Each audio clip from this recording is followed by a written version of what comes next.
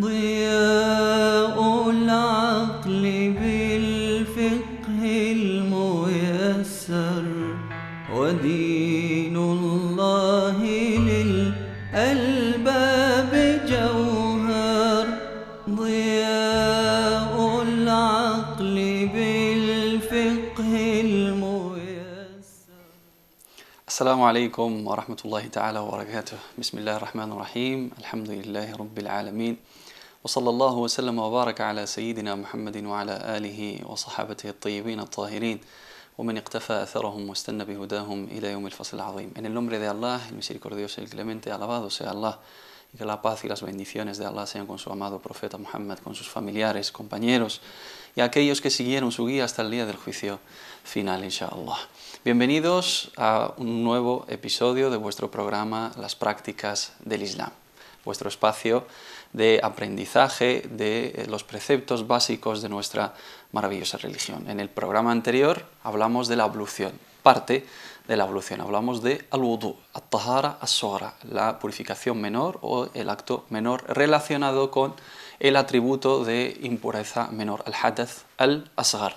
Hemos hablado de su definición, de también los actos de adoración que lo precisan obligatoriamente y los que recomendablemente también lo precisan, y también hemos hablado de al-fara'id, las obligaciones, los actos obligatorios, y hablamos de los actos recomendables o complementarios que son as-sunan. Los actos obligatorios, es decir, los que si faltan sería inválida nuestra purificación ritual, siempre hablando de la purificación ritual. Y los actos complementarios o los actos recomendables, actos que hizo el profeta Muhammad sallallahu alaihi wa sallam, que le darían, digamos, una recompensa completa a ese acto de adoración, y sería la manera perfecta, la manera correcta de hacerlo, y también teniendo la intención de seguir los pasos de nuestro amado profeta Muhammad sallallahu alaihi wa sallam. Y si nos limitamos simplemente a los fara'id por necesidad o por tiempo o por lo que sea, nuestra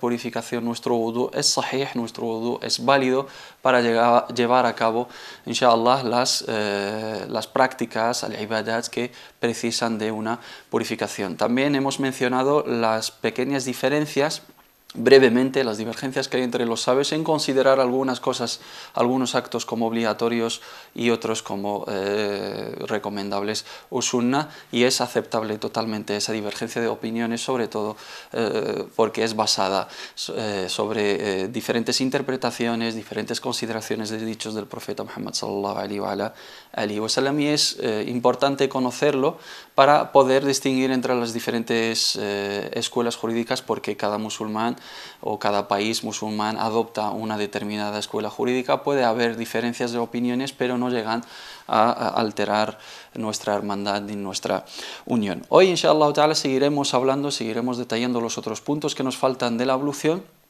siempre desde un nivel básico, desde un nivel fundamental, digamos. Vamos a detallar los otros aspectos que nos faltaban relacionados con al-wudu, con la ablución, con la purificación menor. Hablábamos de los actos obligatorios, recomendables y aconsejables, y nos faltan hablar de los actos desaconsejables y los actos que anulan, los anuladores, mubtilat al-wudu, los que anulan esa purificación y nos obligan a renovarla de nuevo. Vamos a hablar primero de los actos desaconsejables, como vamos a ver en la siguiente imagen. Actos que se desaconseja o hay que tener en cuenta para evitar en el wudu.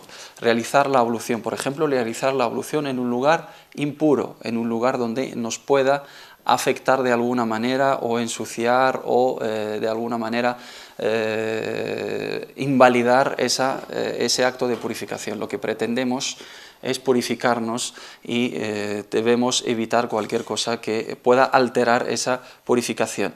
También tenemos que tener en cuenta, y ya lo hemos mencionado en los actos recomendables, no malgastar el agua. Uno de los actos desaconsejables es desperdiciar el agua. Es una fuente muy importante, una fuente muy apreciada y muy necesaria hoy en día, y tratándose de una purificación ritual, para que tengamos la recompensa, inshallah, completa, y para que cumplamos con ese precepto, debemos de seguir los pasos de nuestro amado profeta Muhammad sallallahu alaihi wasallam, que nos decía: no hay que malgastar el agua a la hora de hacer la purificación, aunque lo hiciéramos utilizando, digamos, el agua de un río. Aunque esté el agua corriendo de río y estemos purificándonos con esa agua, no hay que malgastar, hay que utilizar lo justo y lo necesario, y el profeta Muhammad sallallahu alaihi wasallam, según nos narran los compañeros del profeta sallallahu alaihi wasallam, hacía la ablución tan completa con todo, con un puñado de agua, muy poca cantidad.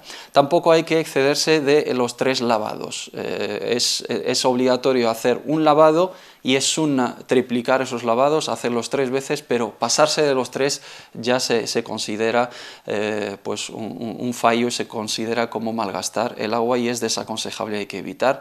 Y tampoco debemos de abandonar los sunan. Hemos hablado de los fara'ides importantes necesarios, pero los sunan no significa que son totalmente secundarias y hay que abandonarlas y hay que pasar de ellas, y no hay que interesarse por ellas en absoluto.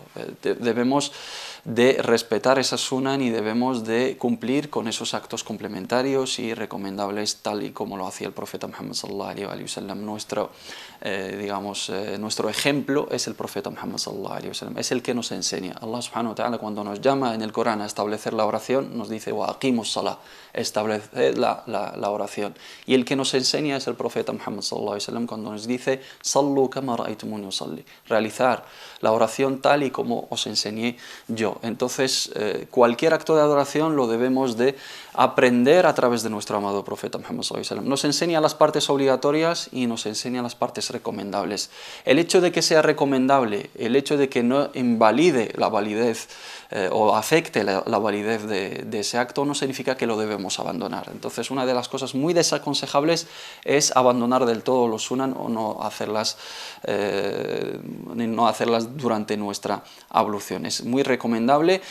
Nos podemos limitar simplemente a lo obligatorio cuando nos haga falta, por cuestión de tiempo, por cuestión de escasez de agua. Tenemos muy poca agua que no nos va a dar para hacer el enjuague de la boca, para triplicar los lavados, pues nos limitamos a un lavado y nos limitamos a las partes obligatorias, y así tenemos nuestra purificación correcta. Pero en el momento que podamos cumplir con todos los preceptos y los detalles, inshallah, de la ablución, lo debemos de hacer para que sea acorde a la sunna del profeta Muhammad sallallahu alaihi wa alihi wa sallam. Ahora vamos a hablar de los actos que anulan el wudu. La purificación, como hemos comentado, es debida a un atributo de impureza. Ese atributo de impureza es consecuencia de ciertas acciones corporales, de ciertas sustancias impuras que ha determinado el legislador islámico, nuestras fuentes de legislación, la palabra divina y los dichos del profeta Muhammad sallallahu alaihi wasallam han determinado que así lo sea.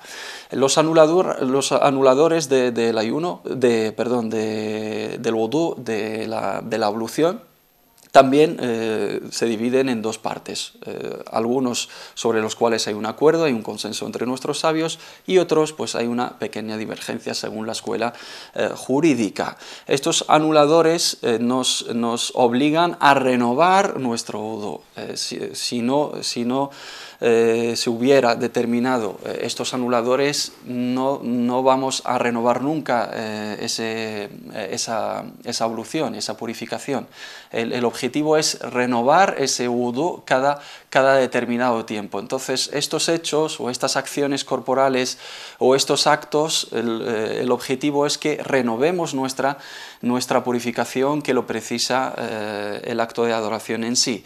Y son los siguientes, de los cuales hay acuerdo, son los siguientes: cualquier excreción por vía uretral, seminal o anal, los conductos habituales, por ejemplo, orina, heces, gases intestinales, semen, líquido seminal, sangre u otras emisiones que salgan por esos conductos, los conductos habituales, la vía uretral y la vía anal y seminal. Son acciones corporales que cuando ocurren, cuando suceden, por eso es llamado al-hadath. Al-hadath en árabe es suceso. Hadath, suceso, es un estado es referencia a un estado que adopta el cuerpo humano después de acciones corporales, las cuales estamos mencionando ahora. También uno de los anuladores es el sueño profundo, cuando uno duerme profundamente. ¿Por qué? Porque es causa de que pueda haber lugar, digamos, a algún anulador de lo que hemos citado anteriormente. Puede uno tener gases intestinales, ventosidades, sin que se dé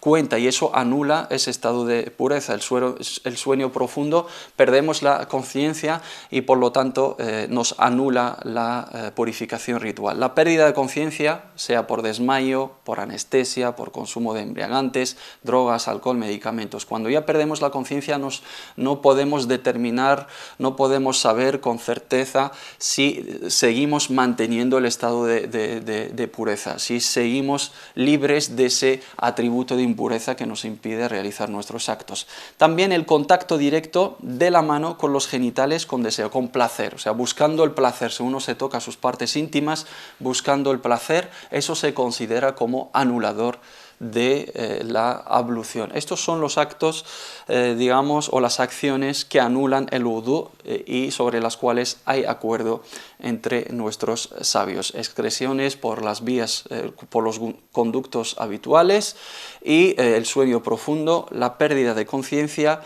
sea por la razón que sea, y el contacto directo de la mano con las partes íntimas buscando placer, digamos, con la intención de deseo. También hay anuladores, hay actos que anulan el wudú, que anulan la ablución, sobre los cuales hay cierto desacuerdo entre nuestros sabios. Vamos a verlos en esta imagen y lo vamos a comentar. Uno de ellos es el contacto de la mano con los genitales sin deseo, sin buscar el placer. Un contacto accidental, un contacto directo con la palma de la mano, sin que la persona busque el placer o busque el deseo sexual. En este caso hay escuelas jurídicas que lo consideran un anulador y otros no, y el Jumhur considera que no es un anulador de el wudú. El contacto con una mujer con deseo o no, también la misma consideración. Hay escuelas que cualquier contacto con la mujer, un contacto directo de la piel con la piel, sea tu mujer o sea una mujer extraña, anula el wudú, y el Jumhur, la mayoría de los sabios o gran parte de las escuelas jurídicas no lo consideran. Ese contacto mencionado en ciertos versículos se refiere al contacto sexual, a mantener una relación, y es el que anula la purificación. La ingesta de carne de camello, hay dichos del profeta sallallahu alaihi wasallam que lo determinan, y hay escuelas jurídicas que no lo ven como un anulador directo, pero sí que es recomendable, porque la carne de camello tiene un aporte calórico importante, y el wudú con el agua es una manera de calmar esos nervios y calmar el cuerpo humano a la hora de excitarse a través de sustancias alimenticias, pero no llega a ser un anulador para ciertas escuelas jurídicas, pero para otras sí que es, porque hay un dicho del profeta sallallahu alaihi wasallam que ordena hacer el wudú después de comer la carne de camello.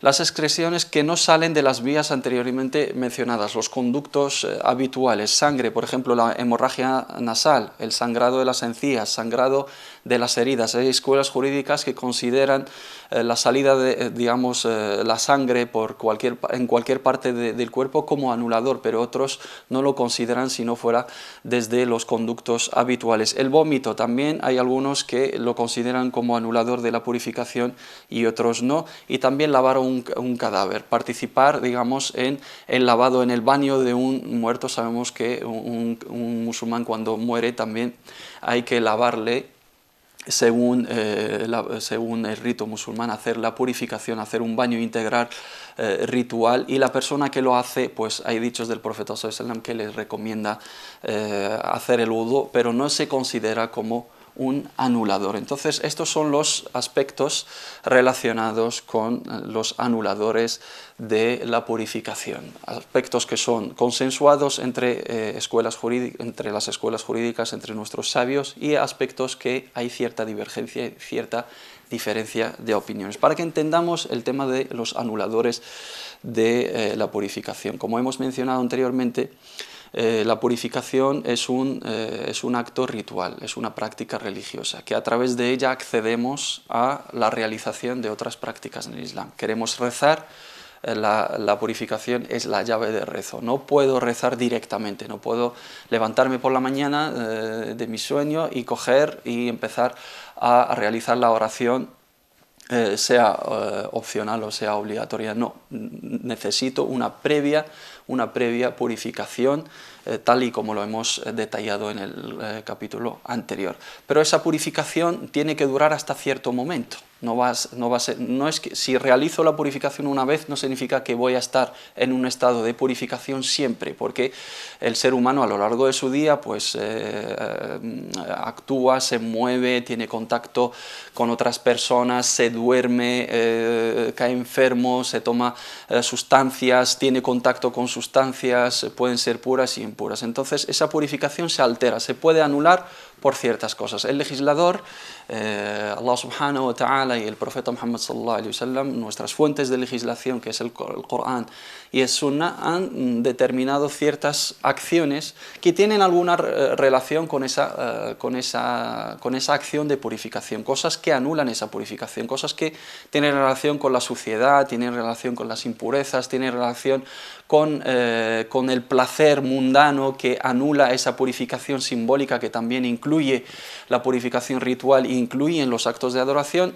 Por lo tanto, hay una serie de anuladores que nos obligan a renovar esa purificación, sea purificación menor o mayor, que ya lo estudiaremos inshallah en el ghusl. Y se llaman mubtilat, los actos que invalidan esa purificación y nos devuelven a ese estado de impureza, a ese atributo de impureza que teníamos anteriormente, que nos impide realizar los actos de adoración que precisan la purificación. No podemos rezar, no podemos hacer la circunvalación y no podemos tocar el mushaf, según algunas escuelas jurídicas. Entonces debemos de renovar esa purificación. Cuando uno entra al baño, cuando uno hace sus necesidades, cuando orina, cuando defeca, necesita limpiarse primero y luego renovar esa purificación porque se considera anulada. Es una manera de renovar esa purificación y estar en constante estado de limpieza y de pureza, tanto física como espiritual, y es lo que vamos a ver inshallah ta'ala, y nos va a quedar claro cuando vamos a hablar de la sabiduría y los beneficios del wudu. ¿Por qué nos purificamos? Vamos a verlo en esta imagen. Hay una serie de propósitos, estos son algunos, no todos, los beneficios del wudu, de la ablución. Una persona cuando hace el wudu al menos una vez al día es una persona que va a estar siempre limpia y aseada, porque nos lavamos las manos, nos lavamos el rostro, son partes que son expuestas a la suciedad, expuestas al polvo, expuestas al sudor. Nos lavamos el rostro, nos lavamos las manos hasta los codos, pasamos agua por nuestra cabeza, por nuestras orejas y lógicamente pues la higiene personal, todo lo que lleva la higiene personal antes de hacer la ablución. También nos sirve para activar nuestro cuerpo y eliminar la vaguería. Cuando tenemos el contacto con agua nos refrescamos, nos despejamos de alguna manera, y es importante antes de acudir a realizar los actos de adoración, y es importante en cualquier momento del día. El ser humano tiene que ser lúcido, tiene que estar despierto, tiene que estar activado y tiene que estar activo al mismo tiempo para desempeñar sus funciones habituales, y sobre todo cuando tiene que llevar a cabo actos de adoración. Calmar la tensión del cuerpo. Uno cuando está nervioso, cuando está alterado, cuando está estresado, cuando se lava, cuando se ducha, cuando lava esas partes, sobre todo las partes mencionadas en la ablución, pues siente cierta calma, siente cierta templanza, digamos, y eso es importante para prepararse antes de entrar y adentrarse en los actos de adoración. La protección frente a los gérmenes y suciedades, eso es un propósito importante, porque la religión lo que pretende del ser humano es protegerle, que esté limpio, que esté sano, que esté acorde a un patrón perfecto, un patrón humano que Allah subhanahu wa ta'ala, nuestro creador, ha elegido para nosotros también. Y lo más importante es la preparación mental y espiritual. No podemos adentrarnos directamente en el acto de adoración sin una previa preparación, y esa purificación nos sirve digamos, principalmente para eso, nos prepara antes de entrar. Uno está metido en su trabajo, está metido en sus asuntos mundanales, pero una vez que se purifica, ese acto de purificación, esa preparación, le prepara de alguna manera antes de entrar en la oración, que es una comunicación con Allah subhanahu wa ta'ala. La disciplina también es importante, porque siempre que necesitas hacer la oración, debes de acudir a hacer la purificación. Es acto necesario, y antes de cualquier acto de adoración que lo precisa, debes de cumplir con ese precepto. Entonces eso nos enseña una disciplina. La sumisión, someterse a la voluntad de Allah, porque estamos ante un acto de adoración y cumplimos con un precepto religioso y activamos la circulación sanguínea y la actividad neuronal de todo el cuerpo a través de ese frotamiento con los capilares, con los poros epidérmicos. El agua nos activa, y la purificación simbólica, que es también uno de los propósitos importantes y buscados en la purificación ritual. Muchísimos beneficios. Lo más importante, voy a insistir para que entendamos por qué hay que purificarse antes de entrar a rezar. La oración es una comunicación con Allah subhanahu wa ta'ala.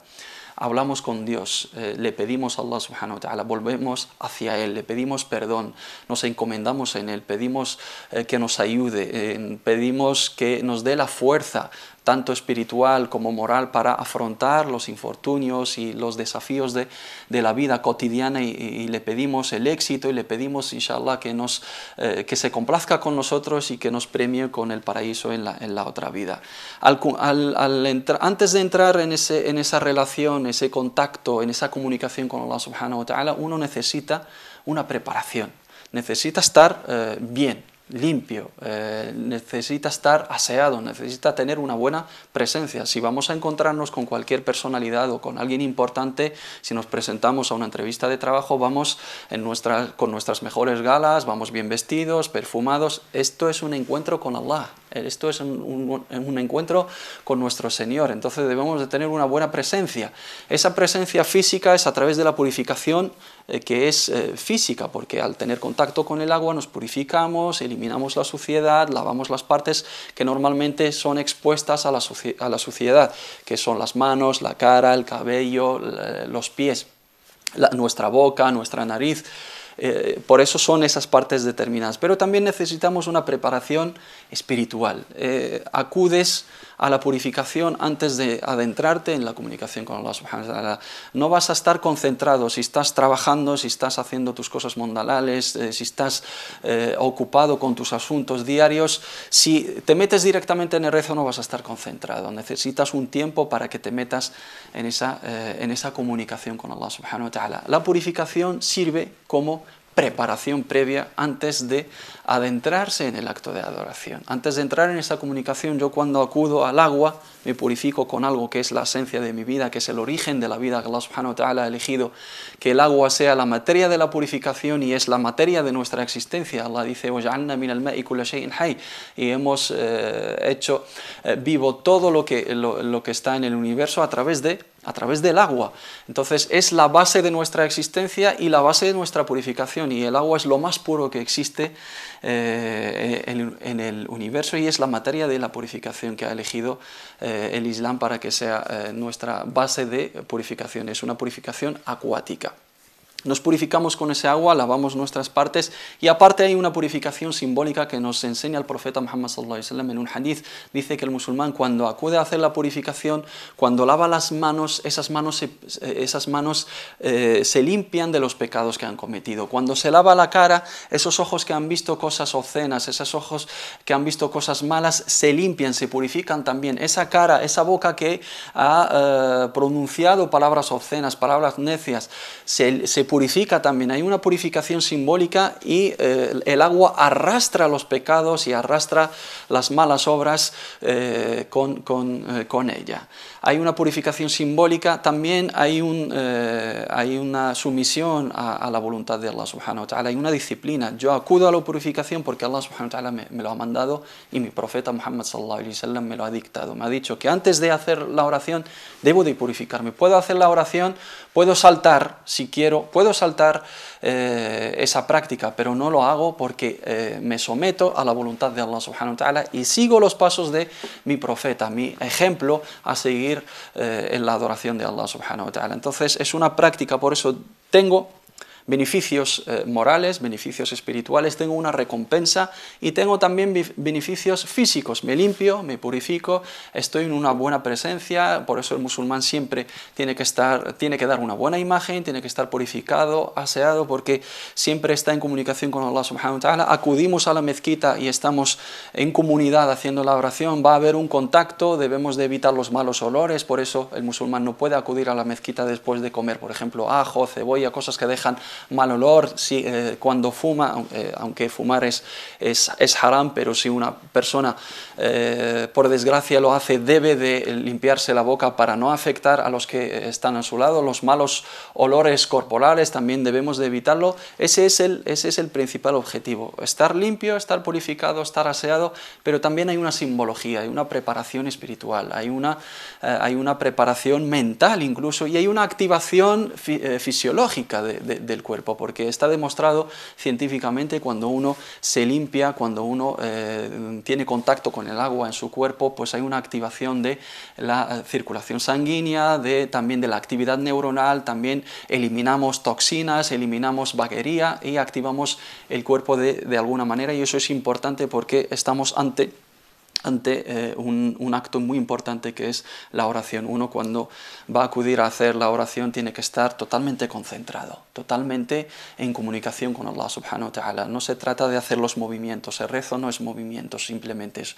si te fijas en una persona, si alguien no sabe lo que es la oración o no conoce la oración islámica, digamos as-salah, y ve a una persona inclinándose, bajando, subiendo, dirá que está haciendo unos ejercicios físicos, pero y efectivamente si le quitamos la parte espiritual a la oración es meramente movimiento y unas inclinaciones y un ejercicio físico. Digamos, el corazón, el alma de la oración es la comunicación con Allah subhanahu wa ta'ala, y esa comunicación necesita una preparación previa que la tenemos en la purificación ritual, al-wudu. Acordaros que es muy importante, al-wudu es una práctica, por eso decimos Bismillah, tenemos que tener la intención de llevar a cabo la purificación. No es un simple lavado, no es un simple refresco, no es un simple aseo, sino es una purificación ritual, que a través de ella buscamos la complacencia de Allah subhanahu wa ta'ala, nos preparamos para encontrarnos con Allah subhanahu wa ta'ala con una buena presencia tanto física como espiritual. Acordaros de los fara'id, las obligaciones, acordaros de los sunan, de los actos recomendables y los actos complementarios que nos enseñó el profeta Muhammad sallallahu alaihi wa sallam. Vamos a resumir brevemente la manera de hacerlo y con ello concluimos inshallah ta'ala nuestro capítulo y el apartado de la ablución. Si queremos hacer la ablución debemos de estar libres de los anuladores de la ablución, los actos que invalidan al-wudu, mubtilat al-wudu. Debemos de asearnos primero y luego tener la intención de hacer la purificación ritual, al-wudu, at-tahara as-sughra, para eliminar el atributo de al-hadath, el atributo de la impureza, para poder acceder a la realización de los actos de adoración como as-salah, como at-tawaf o como recomendablemente pues tocar al mushaf al-sharif, el Corán sagrado. Primero tenemos que tener el agua purificada, ya hemos detallado los diferentes tipos de agua, el agua que es válida, el agua que contiene y que preserva y guarda sus cualidades, que no es alterada por ninguna otra sustancia, sea impura o pura, y luego empezamos, decimos Bismillah, nos lavamos las manos 3 veces antes de introducirla en el recipiente, hay que tener cuidado y no malgastar el agua.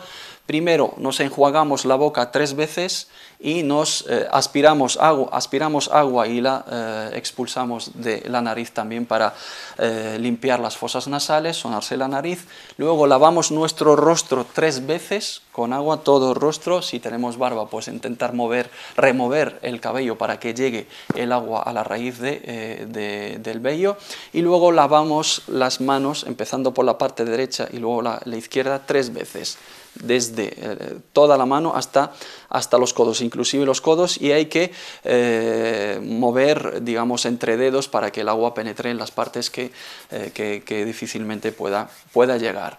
Pasamos a la parte izquierda y luego pasamos con las manos mojadas, con la cantidad de agua, con el agua que nos queda en la mano, sobre nuestro pelo. Pasamos la mano de esta manera y luego la volvemos a repasar, que es sunnah. Y con la misma cantidad de agua que tenemos, sin renovarlo, y si lo queremos renovar, lo renovamos, mojamos la mano de nuevo y pasamos los dedos por el exterior y el interior de las orejas. Luego nos limpiamos los pies hasta los tobillos, empezando por la parte derecha y luego izquierda, y hacemos el dua, ashhadu an la ilaha illallah wa anna Muhammad Rasulullah, hacemos el testimonio de la fe, shahada, atestigo que no hay Dios merecedor de ser adorado sino Allah y que Muhammad es su mensajero, y hacemos el dua, Allahumma ja'alni minat tawwabina wa minal mutatahirin, oh Allah, hazme de aquellos que se purifican y se vuelven hacia ti. Si podemos hacer una oración voluntaria, es preferible, si no nos adentramos directamente en nuestra oración y nos comunicamos con Allah subhanahu wa ta'ala con un cuerpo purificado y con un alma purificado también. Esperemos, inshallah, que os haya sido de beneficio este capítulo también, y nos veremos, inshallah, la semana que viene. Assalamu alaikum wa rahmatullahi ta'ala wa barakatuh.